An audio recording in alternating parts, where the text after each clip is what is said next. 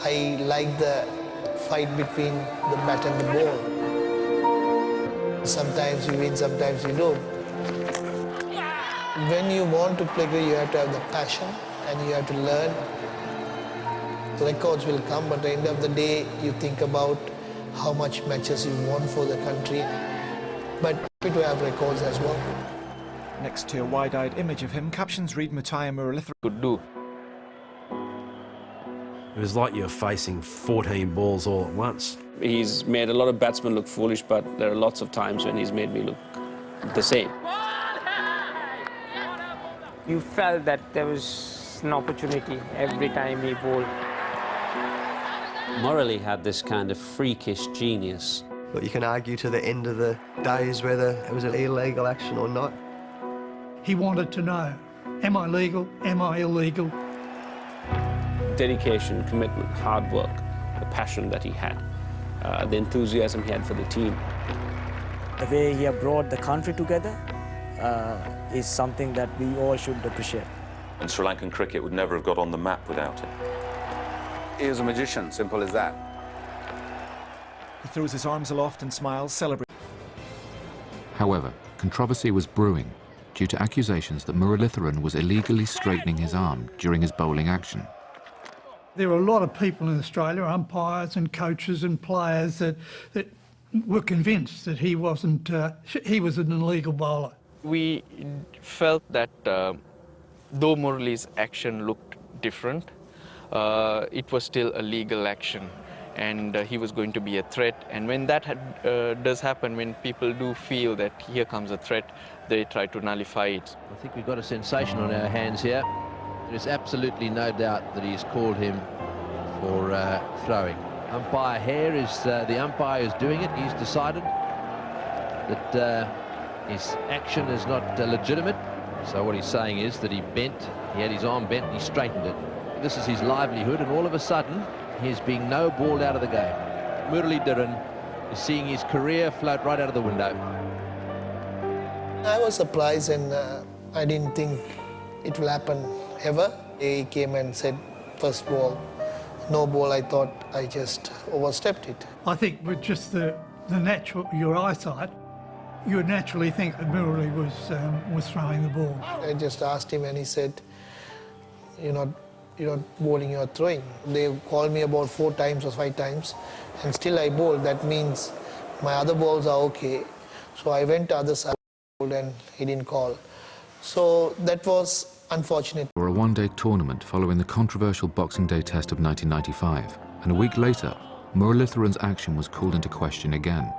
It looks to me as if umpire Emerson has called him for throwing. Well, that was a leg break. So he's called him for bowling a leg spinner twice in this over. And it's very difficult to throw a leg spinner. Some say impossible. He actually had a laugh because they called on his leg spin as well a couple of times. So he was coming and saying, you can't bowl a leg spin with a bent arm, so they're just like targeting me. And I think he handled it really well.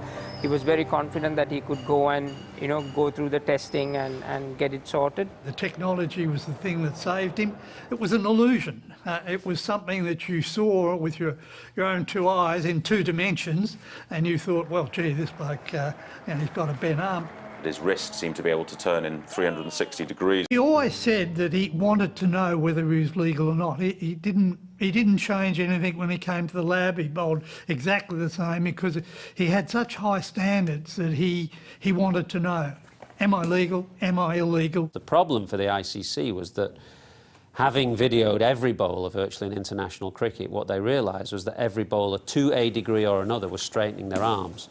So they had to bring in a regulation to accompany the laws to say that bowlers are allowed to straighten their arms to a particular degree. All the world's bowlers were doing it, and the reason, I believe, why they chose 15 degrees was 80–90% of the world's bowlers fitted underneath that particular measure. Some people say the ICC changed the laws about chucking. They introduced this 15 degrees of flexion simply to accommodate Muralitharan, but the fact is the game would have been a lot poorer without him. Finally in the clear, after nearly 10 years of accusations about his bowling action, Muralitharan got back to doing what he did best, taking wickets. I think he's probably the hardest bowler I've ever had to face, and for a number of reasons. One is the eyes, to start with. As he's running into bowl, you know, he's got these huge eyes coming in looking at you. Secondly, you've got to try and figure out which way the ball's turning, which is quite scary. You know, if you don't know which way the ball's going, it's quite a daunting prospect. And I felt like I could probably pick it 70% of the time, so that's not great. And then thirdly, it's the revs he gets on the ball. It's like a, you know, and you can really hear the revs on the ball as it comes down to you. And then lastly, there's normally probably 4 chirpy Sri Lankans around the back, chirping away at you the whole time. So extremely challenging facing someone. He was carrying a team with virtually no other bowlers. They had Chaminda Vas, a very skillful left-arm seamer who operated about 80 miles an hour and did clever things on flat pitches. But once Vas had gone and the shine had gone off the new ball, it was basically Matai Muralitharan versus the opposition. It was him, really, more than anybody, who managed to haul that Sri Lankan team from being a team of also-rans with a few talented cricketers, but not particularly competitive, to becoming a force in Test cricket. It was during a one-off test against England at the Oval in 1998 that Muralitharan stamped his authority on Test cricket. When Arjuna won the toss and put England in, to the surprise of everyone, people were wondering, what has he done? And England went on to pile up a huge score, 400 plus. England scored about 400 runs, and I got 7 wickets, but it was too much for a test match, 400 runs. The English batsman batted really well. The wicket did not have that much of spin, so Murali really had to work hard to get those wickets he took.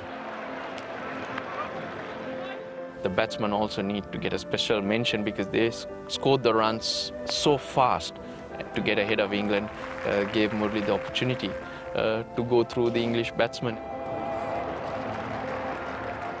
The second innings was just something special. I mean, the wicket was spinning, it was slow, and every ball was like a grenade thrown at the English batters. I was fortunate to take 9 wickets, and 1 wicket who went was run out.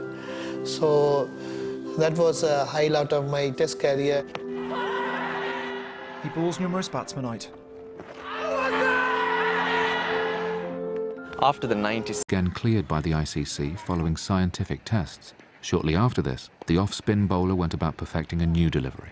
When the Dusra came, it was double trouble for batsmen. He gets a batsman out LBW with the Dusra.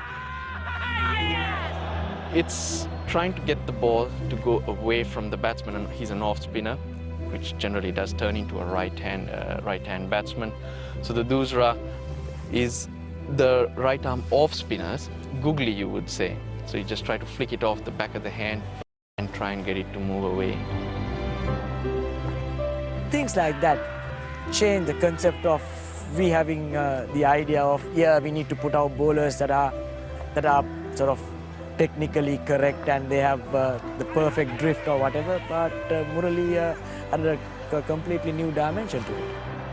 Murali started bowling those Dusras, then he became the lethal. Murali realized how good he was, and no one could stop him after that. By 2004, Matai Muralitharan had become the youngest player to reach 500 Test wickets. It had taken him just 87 Tests to reach a milestone that came against Australia. It was just confusing and mesmerising. Like, you'd see this little bloke sort of tippy-toe in like a ballerina and then big eyes and then come up over the top. Before you knew it, it was like you were facing 14 balls all at once. He'd bowl and he'd bowl flow. It was like magic dust coming at you. And my brain knew he was bowling off spinners, but because of his hand action, it looked like he was bowling leg spinners. So I knew it was going that way, but my brain was telling me it was going this way. So it was an absolute head blow. Of all the guys that we played, I think the most time that we spent over anyone in discussion would be Murali. People don't talk about at length, they're more interested in his turn, but he doesn't bowl any bad balls. So it's not a question of you can wait for a bad one and don't leave the crease or anything. You've actually got to make the play, and I think that's what's so good about him. He forces the batsman to play aggressively to good bowling, and he generates an enormous amount of turn. I think that's the key to his success, really. He's a fantastic bowler. He turns the ball obviously prodigiously. And I think he's probably twice the bowler now that he is probably 2 years ago, because he's got that straight one with the same action, which is very difficult to pick, especially when the ball gets older. Oh, and they've asked the question, yes. Placed Shane Warne as the all-time leading wicket taker in the history of Test cricket. Sri Lanka was here, Australia was there. So I think it's unbelievable if you see Murali's record and Shane Warne's record. That was very, very pleasing, and it was very happy to do that. And I always thought whoever plays longer will have the record. So I was lucky enough to be younger than him. Shane Warne was in amongst a great attack, you know, McGrath, Gillespie, Lee. Murali was almost carrying that attack on his own. It meant that he bowled a lot of overs, which put tremendous strain on his shoulder. But he also carried that responsibility throughout his career, and he responded fantastically well. I have a lot of respect for Warne. I picked so many things from Warne as well. But my favorite and whom I rate #1 ever is Murali. Murali wanted those records, but never at the cost of the team's objective, or the cost of playing for too long, or at the cost of you know, everyone looking at him and thinking, oh, he's just playing on because he wants to do something or achieve something. It was never that case. 2.5 years later, the highest wicket taker of all time made the decision that the first test against India in 2010 would be his last. He had 792 test wickets to his name. I always thought I wanted to retire when I was in top, not because when people want me to go. Kumar was the captain at that time, and we both said to him, you got 3 test matches, you know, you can finish it off in Colombo, his home cricket ground. And he just looked at us and he said, no, but that's ridiculous for me, because that's not what I want to do. I want to take 8 wickets in this match and be done with it. If I take it, it's great because I want to do it. It also means if I take the 8 wickets in this match, we'll win. But if I don't take it in this match, I don't want to come back and play again, because that's not who I am. He had made up his mind that whether he got there or not, he was moving on. And that was a big decision, because for a bowler to get to 800 wickets, you have to play for such a long time. I had about 8 wickets to take, and at the time, best batting line in the world. So Sachin, Ganguly, Lakshman, Dravid, Sehwag, and they were playing well as well.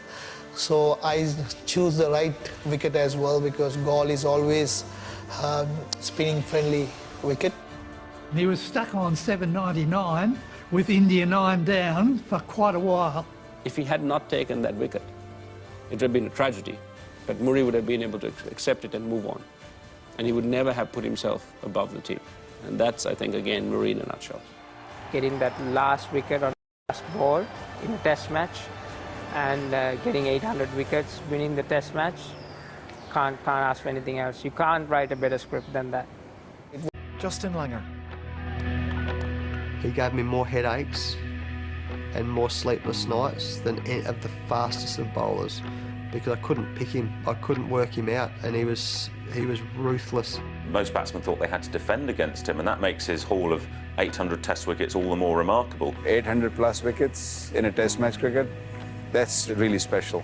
I mean, what a champion human being. I just totally respect him. All Murali told me was, you know, I can have turn and dusra or whatever, but my greatest strength is to be able to run in with my eyes closed and deliver a ball exactly where I wanted to pitch. And that's Murali. Throughout, the people were supporting me, so that's why I could overcome all the obstacles. All the captains who I played under, and also all the senior players and the players who played with me, still in good terms with them, and I'm happy with them. And also the public. So public give everything to me, because this game is, if the people doesn't watch, there is no cricket.